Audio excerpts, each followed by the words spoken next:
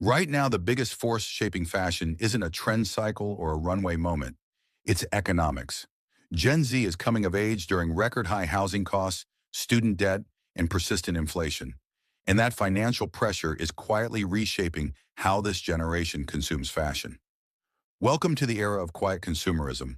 For years, Gen Z was framed as the next big spending powerhouse, projected to control trillions in global spending. But behind that narrative is growing financial anxiety. Rising living costs are now the biggest barrier to financial stability for Gen Z, and it's changing how they buy, not whether they buy. Instead of hyper-consumerism, spending has become surgical. Gen Z is cutting back on discretionary categories like apparel, but they're not opting out completely. They're reallocating, trading down on everyday purchases to afford small, meaningful indulgences that actually feel worth it. At the same time, many are walking a financial tightrope.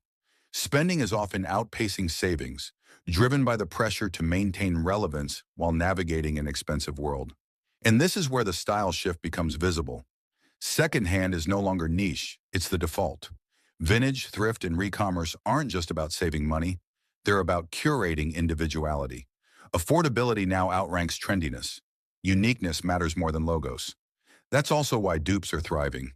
Gen Z is less loyal to brands and more loyal to value, willing to sacrifice prestige for price, as long as the look and function hold up. Even sustainability, a core Gen Z value, is being reshaped by financial reality. Ethical choices still matter, but they have to be accessible.